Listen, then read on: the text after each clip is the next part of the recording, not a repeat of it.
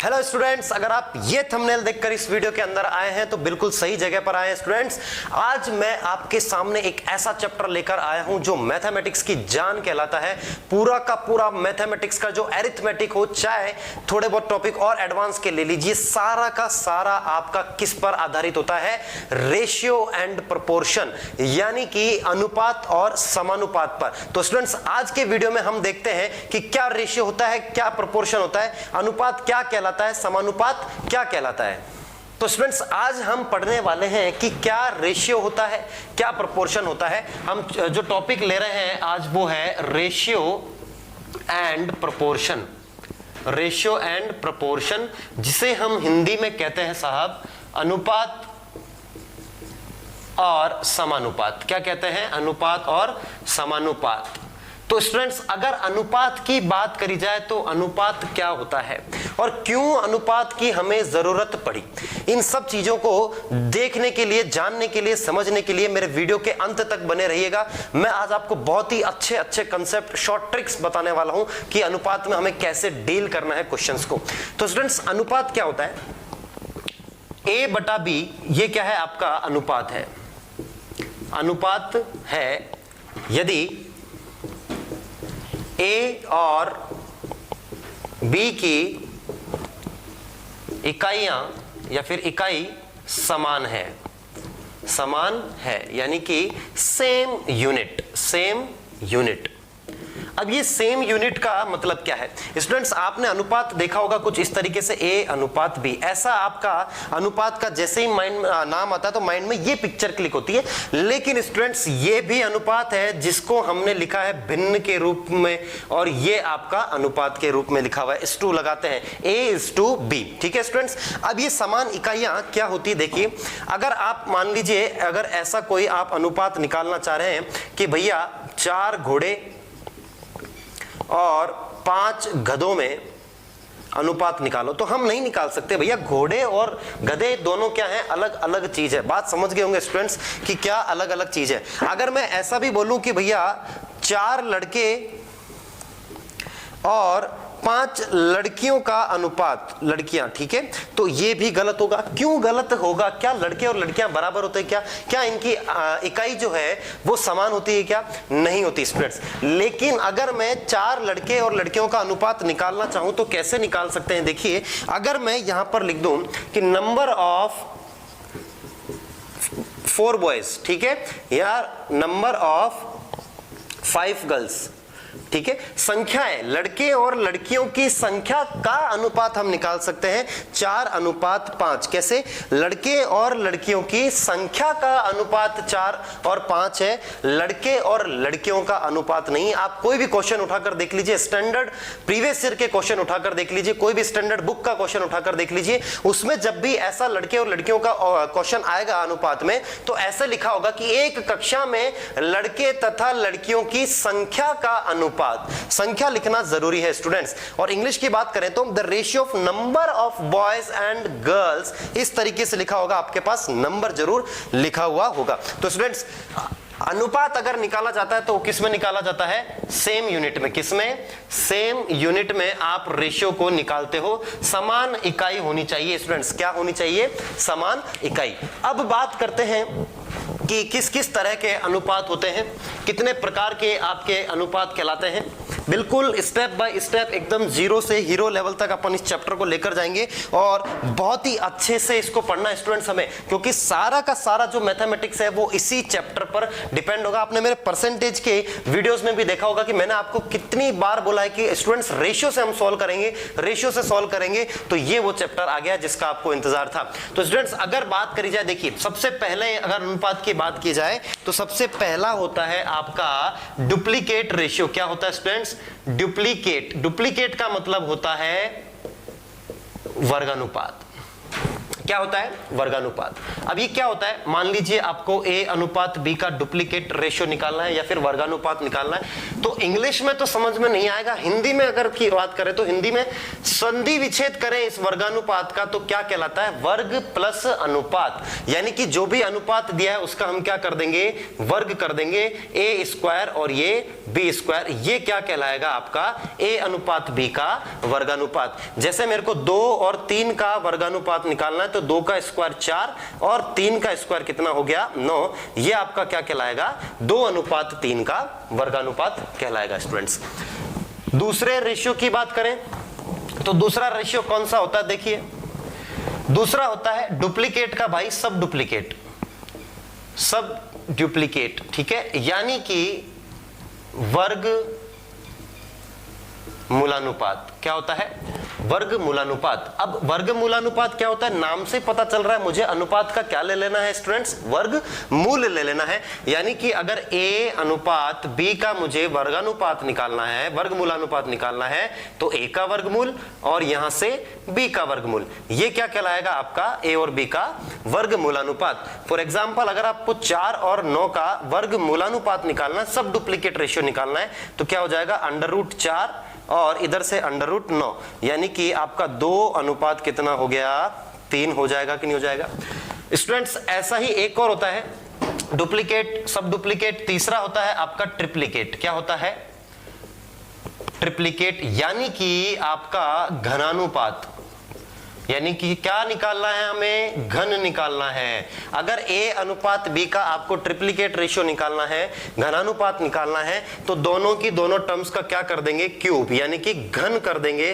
तो ये क्या कहलाएगा आपका घनानुपात। जैसे 2 और 3 का मुझे निकालना है घनानुपात, तो 2 का क्यूब कितना हो गया 8 और 3 का क्यूब कितना हो गया 27, ये आपका क्या कहलाएगा, घनानुपात। स्टूडेंट्स एक और ऐसा का ऐसा होता है, ट्रिप्लीकेट का छोटा भाई क्या होता है, सब ट्रिप्लीकेट। जैसे डुप्लीकेट और सब डुप्लीकेट होता है, वैसे ही क्या होता है, सब ट्रिप्लीकेट। सब ट्रिप्लीकेट का मतलब क्या हो जाएगा, आप लोगों ने अंदाजा लगा ही लिया होगा, घन मूलानुपात। क्या होता है, घन मूलानुपात, यानी कि आपको जो भी अनुपात दे रखा है उसका क्या निकालना रहेगा स्टूडेंट्स, घन मूल। यानी कि अगर आपको A और B का घन मूलानुपात निकालना है तो इसका घनमूल A का और ये B का घनमूल, ये आपका क्या कहलाएगा, घन मूलानुपात। किसका, A और B का।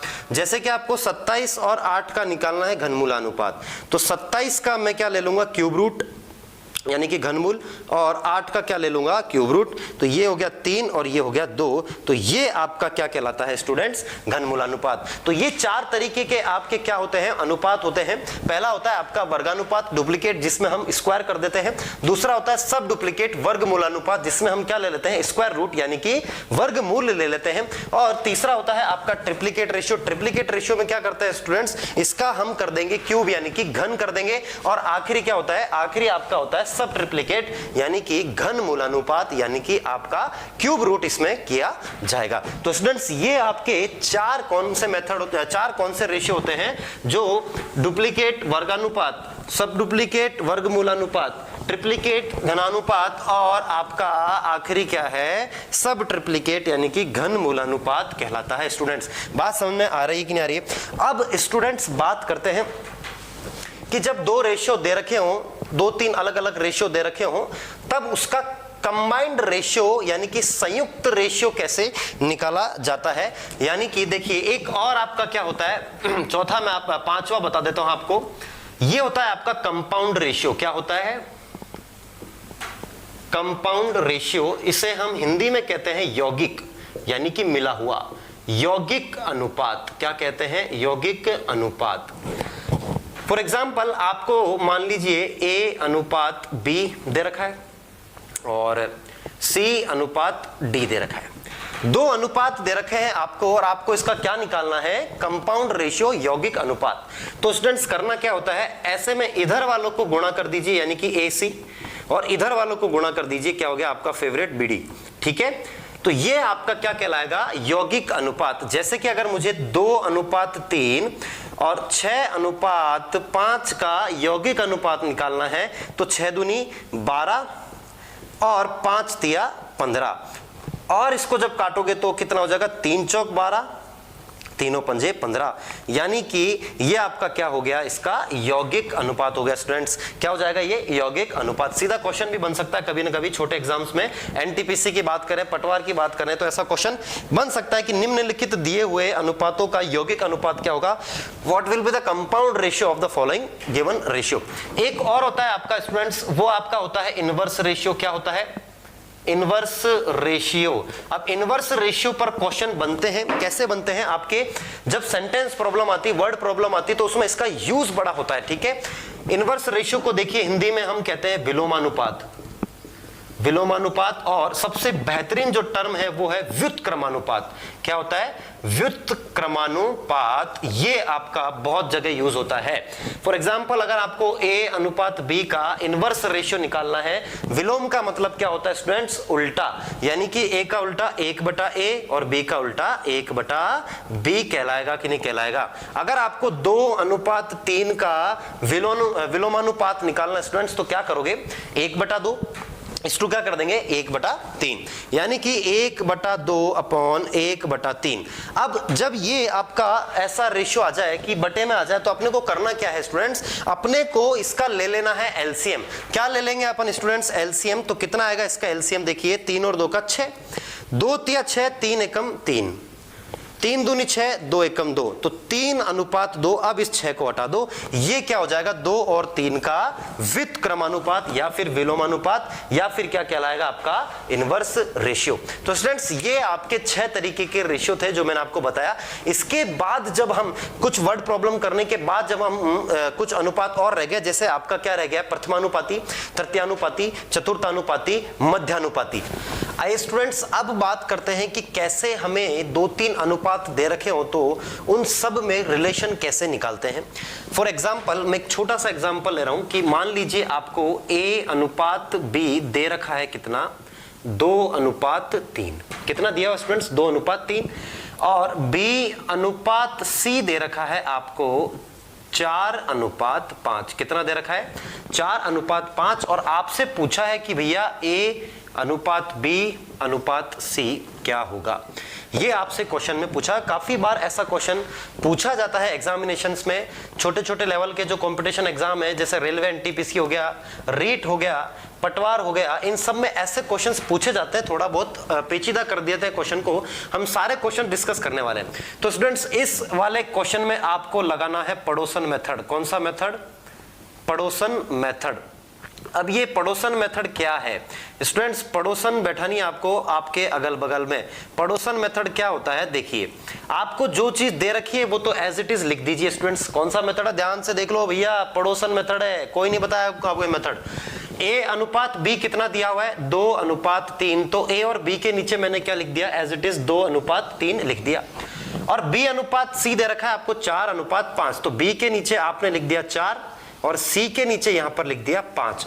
तो अब देखो भैया अगल बगल में जगह खाली हो गई, ये खाली है और ये खाली है, तो यहीं पर आपको क्या बैठाना है, पड़ोसन को बैठाना है। पड़ोसन कौन भैया, 3 की पड़ोसन कौन हो जाएगी, 3, और 4 की पड़ोसन कौन हो जाएगी, 4। बैठा दिया आपने पड़ोसन को। अब क्या कर दीजिए, आप इसको गुणा कर दीजिए। 2 चौक कितना होता है आपका 8, 4 तिया कितना होता है आपका 12, और 5 तिया कितना होता है 15। तो ये आपका क्या हो गया अनुपात, A अनुपात B अनुपात C हो जाएगा। अगर आपसे पूछा जाता कि भैया यहाँ पर A अनुपात C कितना होगा, तो A को उठाओ 8 और C को उठा दीजिए 15, तो ये आपका कौन सा अनुपात हो जाता, A और C का। तो इस तरीके से आपको कितने ही अनुपात दे रखे हो, आप इस मेथड को यूज करो और सीधा आंसर निकाल लीजिए स्टूडेंट्स। आइए देखते हैं अगला एक और क्वेश्चन। क्वेश्चन आपको दिया हुआ, क्वेश्चन एक और क्या दिया हुआ है आपको, क्वेश्चन में दिया हुआ है कि भैया A अनुपात B आपको कितना दिया हुआ है, 2:3। उसके बाद आपको B अनुपात C कितना दिया हुआ है, 4:1, और C अनुपात D आपको दिया हुआ है 2:5। अब आपसे क्या पूछा है कि भैया A अनुपात B अनुपात C अनुपात D निकालिए। तो स्टूडेंट्स क्या करना है, आपको पड़ोसन को बैठाना है। पहले तो आप लिख दीजिए A अनुपात B अनुपात C अनुपात D, ठीक है। A और B का क्या दे रखा है आपको रेशियो, 2:3। मैंने A और B के नीचे जैसा जैसा दिया हुआ है वैसा वैसा मैं लिखता जा रहा हूं। बी और सी की बात करें तो क्या दिया हुआ है 4:1, और सी और डी की बात करें तो 2 कितना दिया हुआ है 5। तो अब देखिए स्टूडेंट्स यहां पर बहुत सी जगह खाली हो गई है जहां पर आपको क्या बैठाना है पड़ोसन को। तो यहां पर 3 की पड़ोसन 3 और 3 की पड़ोसन 3, 1 की पड़ोसन 1, 4 की पड़ोसन यहां पर 4, और इधर कौन आ जाएगा 2, और इधर भी 2 आ जाएगा कि नहीं आ जाएगा स्टूडेंट्स। अब बात करते हैं मल्टीप्लिकेशन। तो देखिए अगर कोई एलिमेंट यहां पर कट रहा है तो पहले ही काट दीजिए ताकि आपको मल्टीप्लाई करने के बाद काटना ना पड़े। जैसे यहां से 2 से ये कट रहा है, ये कट रहा है, लेकिन यहां पर 2 से कटने वाली कोई चीज है ही नहीं, तो हम स्टूडेंट्स इसको सीधा मल्टीप्लाई कर देंगे। कैसे? 4 दूनी 8 और 8 दूनी 16, ये हो जाएगा आपका 4 तिया 12, 12 दूनी 24, ये हो जाएगा आपका कितना 3 दूनी 6, और ये हो जाएगा 5 तिया 15। तो स्टूडेंट्स ये आपका क्या कहलाएगा A अनुपात B अनुपात C अनुपात D, यानी कि आपका ऑप्शन नंबर C बिल्कुल करेक्ट आंसर हो जाएगा कि नहीं हो जाएगा। तो स्टूडेंट्स ऐसे ही क्वेश्चन होता है, आपको पड़ोसन को बैठाना है और सीधा सीधा आंसर निकालना। पड़ोसन को बैठाने में क्या दिक्कत है, लेकिन बीवी से छुप छुप के। बात समझ में आ रही कि नहीं आ रही है? हमें 2 चीजों का ही ध्यान रखना है इस लॉकडाउन में कि कोरोना से घबराना नहीं है, उससे लड़ना है। और दूसरी बात, जो शादीशुदा लोग हैं घरों में बैठे हैं उनके लिए मैं बता दूं, बीवी से घबराना है, लड़ना नहीं है। बात समझ में आ रही कि नहीं आ रही? तो देखिए अगला क्वेश्चन आपको क्या दिया हुआ है। अगला क्वेश्चन दिया हुआ है, ये देखिए इस तरीके से कि A अनुपात B आपको दिया हुआ है 2:1, ठीक है। उसके बाद B अनुपात C आपको दिया हुआ है 3:2, C अनुपात D आपको दिया हुआ है 3:4, और D अनुपात E आपको कितना दिया हुआ है 5:2। और आपसे क्या पूछा है स्टूडेंट्स, A अनुपात B अनुपात C अनुपात D अनुपात E क्या हो जाएगा। तो स्टूडेंट्स मैं लिख देता हूं इनको पहले पूरा का पूरा, A B C D और ये आ गया आपका E। A और B कितना दिया हुआ है 2:1, B और C कितना दिया हुआ है 3:2, C और D कितना दिया हुआ है 3:4, और D और E कितना दिया हुआ है 5:2 दिया हुआ है। तो स्टूडेंट्स यहां पर तो कौन आ जाएगी 1 1, और इधर भी 1 आ जाएगा। यहां पर कौन आएगा 2, और यहां पर भी 2। इधर कौन आ जाएगा 3 का पड़ोसी 3, और इधर कौन आ जाएगा 3, और यहां पर भी कौन आ जाएगा 3, और इधर सब तरफ किसकी धूम मच जाएगी 5, यहां भी 5, और यहां भी 5, और यहां पर आ जाएगा आपका 4 आ जाएगा कि नहीं आ जाएगा स्टूडेंट्स। अब देखिए स्टूडेंट्स अगर कोई वैल्यू कट रही है, जैसे यहां पर 3 है, 3 है, यहां पर 3 है, लेकिन यहां पर 3 से कटने वाली कोई चीज है ही नहीं, तो हम नहीं काट सकते। यहां पर 2 है, लेकिन यहां से कहीं पर भी 2 कट नहीं रहा है। तो सीधा सीधा जब इसको अपन मल्टीप्लाई करेंगे तो क्या हो जाएगा, देखिए 5 तिया 15, 15 दूनी कितना हो गया 30, 30 तिया 90। अब देखिए आप ऑप्शन सीधा करेक्ट कर लीजिए। पहले ऑप्शन में आपको क्या दे रखा है 90, कौन से ऑप्शन में दे रखा है आपको C ऑप्शन में। तो सीधा एग्जाम में आप इसको टिक करिए। टिक करने से आपको ये चीजें निकालने की जरूरत ही नहीं पड़ेगी स्टूडेंट्स। बात समझ में आ रही कि नहीं आ रही? और मैं पूरा करके बता देता हूं। 5 तिया 15, 15 तिया कितना हो गया आपका 45, उसके बाद 5 तिया 15, 15 दूनी 30, उसके बाद 5 चौक 20, 20 दूनी 40, और 4 दूनी 8, 8 दूनी 16। ये आपका कौन सा ऑप्शन नंबर बिल्कुल C दिख रहा है कि नहीं दिख रहा है? तो यहां से ये करेक्ट आंसर हो जाएगा कि नहीं हो जाएगा स्टूडेंट्स। तो इसी तरह के तो सवाल आते हैं, आपको ऐसे ही सवालों को फटाफट सॉल्व करना है। एक और मेथड है, लेकिन मैं चाहता हूं कि आप इस मेथड को एडॉप्ट कर लीजिए। आपको बहुत सारे मेथड दे रखे होंगे, क्रॉस मल्टीप्लाई वाला भी दे रखा होगा, ऐसे ऐसे, लेकिन जो मेथड आपको बिल्कुल आसान लगेगा वो यही मेथड है। इसमें आपको कोई झंझट वाली बात ही नहीं है स्टूडेंट्स। आइए देखते हैं अगला क्वेश्चन क्या दिया हुआ है स्टूडेंट्स। देखिए अगले क्वेश्चन में हमें दिया हुआ है कि A अनुपात B आपको दे रखा है 2:9/1/3, ऐसा कुछ दे रखा है 2/9/1/3। अगर मैं इसको सॉल्व करूं तो देखिए एलसीएम कितना आ जाएगा 3 और 9 का 9 आ जाएगा। तो ये आ जाएगा आपका 2, और यहां पर कितना आ जाएगा 3 तिया 9, 3 एकम 3, यानी कि A अनुपात B कितना हो गया आपका 2:3 हो गया कि नहीं हो गया। उसके बाद B अनुपात C की बात करें तो कितना दिया हुआ है 2:7 और 5:14। इसका एलसीएम जब लोगे तो कितना आएगा 14, 7 दूनी 14, 2 दूनी कितना हो गया 4, 14 एकम 14, 5 एकम 5। तो यहां से आपका B अनुपात C कितना हो जाएगा 4:5। और D अनुपात C। स्टूडेंट्स क्या दिया हुआ है यहां पर? D अनुपात C। A B B C C D नहीं है, क्या है? उल्टा दे रखा है D अनुपात C। तो यहां पर हमें ध्यान रखना होगा स्टूडेंट्स थोड़ा बहुत। तो 7/10 और 3/5 एलसीएम आया 10 और 7/6 आपका क्या आ जाएगा? D अनुपात C। अब आपको क्या निकालना है? A:B टू सी और इस टू डी निकालना है। तो ए बी कितना दिया हुआ है? 2:3। बी सी कितना दिया हुआ है? 4:5। लेकिन अब यहां पर 7:6 मत रख देना स्टूडेंट्स, क्योंकि हमें डी और सी दे रखा है और यहां पर सी और डी है, तो उल्टा जब लिखोगे तो 6:7 आ जाएगा। स्टूडेंट्स समझ में आया कि नहीं आया? ये पॉइंट क्या बोला? डी और सी दे रखा है, यानी डी 7 होना चाहिए, सी 6 होना चाहिए। तो सी के नीचे 6, डी के नीचे 7। अब यहां पर पड़ोसन बैठाऊंगा तो 3, यहां पर पड़ोसन बैठाऊंगा तो 5, यहां पर भी 4 और यहां पर कौन आ जाएगा स्टूडेंट्स? 6 आ जाएगा कि नहीं आ जाएगा?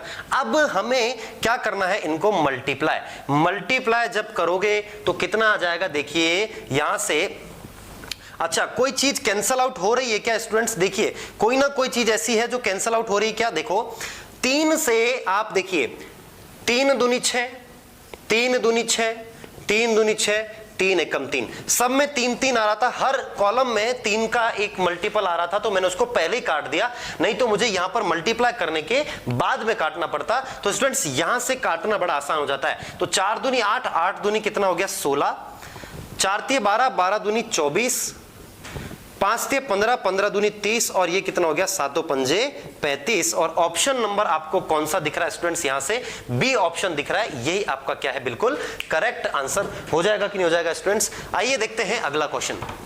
अब थोड़ा सा हम लेवल बढ़ाते हैं क्वेश्चन का। क्या दिया हुआ है? देखिए क्वेश्चन में आपको दिया हुआ है कुछ इस तरीके से कि नेक्स्ट क्वेश्चन करो भाई। देखिए बहुत ही अच्छा क्वेश्चन है ये। क्या दिया हुआ है आपको?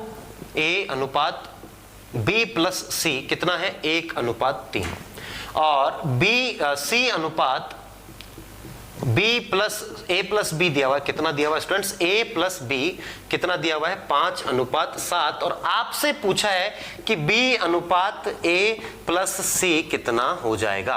तो स्टूडेंट्स बहुत अच्छा क्वेश्चन है एकदम, इसको आप बिल्कुल एकदम मिनटों जिंदगी से सॉल्व करोगे। बेसिक मेथड से सॉल्व करने जाओगे तो बहुत ही लेंथी हो जाएगा स्टूडेंट्स। अच्छा स्टूडेंट्स यहां पर भी देखिए A आ रहा है, B आ रहा है, C आ रहा है, यहां पर भी A आ रहा है, B आ रहा है, C आ रहा है। तो यहां पर जब मैं A plus B plus C करूंगा तो कितना हो जाएगा? 3 और 1 4 हो जाना चाहिए कि नहीं हो जाना चाहिए? और यहां पर देखिए A plus B plus C करूंगा, यानी कि इन दोनों को जोड़ूंगा तो कितना आ रहा है? 12। तो भैया ये तो अन्याय है एक तरीके से कि भैया ऊपर तो A plus B plus C कर रहा हूं तो 4 आ रहा है और नीचे A plus B plus C कर रहा हूं तो कितना आ रहा है स्टूडेंट्स? 12 आ रहा है कि नहीं आ रहा है? तो मैं इन दोनों को बराबर कर दूंगा, दोनों का योग तो बराबर होना चाहिए। तो इसको मैं किससे गुणा कर दूंगा? 3 से गुणा कर दूंगा, तो ये भी 12, ये भी 12। अब 3 से गुणा किया है इसको, तो इसको भी मेरे को करना पड़ेगा, यानी कि A अनुपात B प्लस C कितना हो गया है? 3:9 और ये कितना है आपका? 5:7 हो जाएगा कि नहीं हो जाएगा? अब देखिए स्टूडेंट्स यहां से A का मान कितना आ रहा है? 3, यहां से C का मान कितना आ रहा है? 5। अगर ये चीज निकालनी है तो देखो A का मान कितना दिया हुआ है हमें? A का मान दिया हुआ है 3 और C का मान कितना आ गया? 5। और अब देखिए टोटल कितना था? 12 था। तो 12 में से अगर मैं ये 8 हटा दूं, 5 और 3, तो क्या मेरे को B नहीं मिल जाएगा? देखो क्यों बोल रहा हूं मैं, A plus B plus C कितना दे रखा था हमें? 12। भाई यहां पर भी 12 कर लिया, यहां पर भी 12 कर लिया। यहां से A का मान आया 3 और C का मान आया 5। तो यहां से जब B का मान निकालोगे तो आपका कितना आ जाएगा? 4 आ जाएगा कि नहीं आ जाएगा? तो इसको मैं यहां लिख दूंगा, तो ये कितना हो गया? 4:8, यानी कि 4 एकम 4, 4 दूनी 8। ऑप्शन नंबर कौन सा सही हो जाएगा स्टूडेंट्स? इसका ऑप्शन नंबर ए बिल्कुल करेक्ट आंसर हो जाएगा। तो ऐसे क्वेश्चंस में आपको ध्यान रखना है, बहुत ही बारीकी से सॉल्व करना है स्टूडेंट्स ऐसे क्वेश्चंस को। बात समझ में आ रही कि नहीं आ रही आपको? आइए देखते हैं एक और बेहतरीन क्वेश्चन। अब अनुपात देकर जब अनुपात आपसे पूछे तब आपको क्या करना है, कैसे सॉल्व करना है, उसके बारे में जरा थोड़ी सी हम चर्चा करते हैं। देखिए स्टूडेंट्स अगर आपको ऐसा कुछ दे रखा है कि भैया A अनुपात B आपको दिया हुआ है 2:3, ऐसा कुछ दे रखा है और आपसे पूछा है कि 3A plus 3B upon 4A plus 5B कितना होगा। तो कोई दिक्कत नहीं है। जब ऊपर के जो भी आपके चर हैं, अचर हैं, वेरिएबल हैं, चर हैं, तो उनकी पावर जब बराबर हो, देखिए यहां पर a की पावर कितनी है 1, b की पावर कितनी है 1, a की पावर 1, b की पावर 1, सारे के सारे जो टर्म्स हैं उसकी पावर बराबर है, यानी कि 1 है। तो आप सीधा सीधा क्या कर दो, a को 2 रख दो, b को 3 रख दो, यानी कि ये देखो a को 2 रखा और b को 3 रखा, a को यहां पर भी 2 रखा और b को यहां पर 3 रखा, तो कितना हो गया 3 दूनी 6 प्लस 3 तिया 9, 4 दूनी 8 प्लस 5 तिया 15, यानी कि 9 और 6 कितना हो गया आपका 15। अगला क्वेश्चन आपको क्या दिया हुआ स्क्रीन पर देखिए, आपको दे रखा है कि a अनुपात b कितना दे रखा है 3:4 और b अनुपात c कितना दिया हुआ है 4:7। तो स्टूडेंट्स यहां पर अगर a अनुपात b अनुपात c निकाला जाए तो देखिए सिंपल सा है, अगर यहां पर भी b 4 है, यहां पर भी b 4 है, तो आपका आंसर आ जाएगा 3, 4 और ये 7। अब अगर a 3 है तो b 4 है और c 7 होना चाहिए। आपसे पूछा क्या स्टूडेंट्स क्वेश्चन में कि a plus b plus C upon C का मान कितना होगा। तो स्टूडेंट्स यहां पर a की पावर 1, b की पावर 1, c की पावर 1 और यहां पर भी c की पावर 1। जब भी बटे में दे रखा हो और पावर सारे के सारे टर्म्स में इक्वल हो, चाहे 2 2 2 2 2 2 हो, चाहे 1 1 हो, चाहे 3 3 हो, कुछ भी हो, बराबर होनी चाहिए। तो अपन सीधा सीधा a को कितना रख देंगे 3, b को कितना रख देंगे 4 और c को कितना रख देंगे 7 और c 7। तो कितना हो गया स्टूडेंट्स, ये आपका 14/7, यानी कि आपका ऑप्शन नंबर बी यानी कि 2 इसका बिल्कुल करेक्ट आंसर हो जाएगा। क्यों हो जाएगा, कितना हो जाएगा स्टूडेंट्स, ऑप्शन नंबर 2 इसका करेक्ट आंसर हो जाएगा। आइए देखते हैं ऐसा ही एक और क्वेश्चन। स्टूडेंट्स क्वेश्चन में कोई ज्यादा ऐसी तबीयत की खतरनाक वाली बात नहीं है, आप बस रेशियो निकालना सीख लो, उसके बाद पावर्स को देख लो कि भैया पावर्स बराबर है कि नहीं है। आइए देखते हैं स्टूडेंट्स अगला क्वेश्चन क्या दिया हुआ है। बिल्कुल सिंपल सा क्वेश्चन है कि आपको x अपॉन y कितना दे रखा है 3/4 और आपसे पूछा क्या है 2x plus 3y upon 3x minus 2y आपसे पूछा हुआ है। तो देखिए यहां पर x की पावर 1, y की पावर 1, x की पावर 1, y की पावर 1, सभी जगह पावर कितनी हो रही है, 1 हो रही है कि नहीं हो रही है। अगर पावर 1 हो रही है तो क्या मैं x को सीधा सीधा 3 लिख देता हूं और y को लिख देता हूं कितना 4। ठीक है स्टूडेंट्स, तो यहां पर x को रखेंगे 3, तो x रखा 3 प्लस y को रखा 4 अपॉन 3, x को रखा 3 माइनस 2 और y को रखा 4। तो कितना हो गया 3 दूनी 6 प्लस 4 तिया 12, 3 तिया 9 माइनस 4 दूनी 8, कितना हो गया ये 18 और नीचे कितना आ गया माइनस का 1। अच्छा यहां पर अगर बात करी जाए तो देखिए ऑप्शन नंबर क्या सही होना चाहिए, 9 में से 1 गया तो 1, 8 गया तो 1, तो ऑप्शन नंबर आपका सी बिल्कुल करेक्ट होना चाहिए, यानी कि 18 इसका एकदम करेक्ट आंसर हो जाएगा स्टूडेंट्स। तो देखिए कितना आसान है और ऐसे क्वेश्चंस रेगुलरली एग्जामिनेशंस में बनते हैं स्टूडेंट्स, इन पर आप कमांड कर लीजिए। ये वीडियो जो है ऐसे क्वेश्चंस के लिए ही बनाया गया है। आपको पीडीएफ मिल जाएगी मेरे टेलीग्राम चैनल पर, जिसको यूज करके आप क्या करेंगे, इसका सीधा सीधा आंसर निकालेंगे, सारे क्वेश्चन सॉल्व करेंगे। आइए स्टूडेंट्स देखते हैं एक और क्वेश्चन ऐसा क्या दिया हुआ है आपको, a अनुपात b दिया हुआ है आपको 3/2 और आपसे पूछा है a square plus b square upon a square minus b square का मान क्या हो जाएगा। तो स्टूडेंट्स देखिए a की पावर यहां भी 2 है, या b की पावर 2, यहां भी 2, यहां भी 2, सबकी सब पावर कितनी हो रही है आपकी, सिंपल सी 2 2 हो रही है कि नहीं हो रही है। तो मैं क्या कर लूंगा यहां पर a को 3 और b को कितना रख दूंगा स्टूडेंट्स, यहां पर 2 रख दूंगा, तो कितना हो जाएगा देखिए a यहां पर आया तो 3 का स्क्वायर, 2 यहां पर आया तो b का स्क्वायर, a की जगह मैंने 3 का स्क्वायर रखा माइनस 2 का स्क्वायर रखा स्टूडेंट्स, कितना आ जाएगा 3 का स्क्वायर 9 और 2 का स्क्वायर 4, 3 का स्क्वायर 9 माइनस 4, तो कितना हो गया ये 13 और नीचे आ गया आपका 5, यानी कि ऑप्शन नंबर आपका कौन सा सही हो जाएगा, ए इसका करेक्ट आंसर हो जाएगा। क्यों हो जाएगा। तो स्टूडेंट्स ये सारे क्वेश्चंस थे रेशियो के बेसिक फंडे पर आधारित, जो मैंने आपको सारे यहां पर करवा दिए हैं। तो स्टूडेंट्स अगर ये वीडियो आपको पसंद आया है तो इसे लाइक करें, ज्यादा से ज्यादा शेयर करें।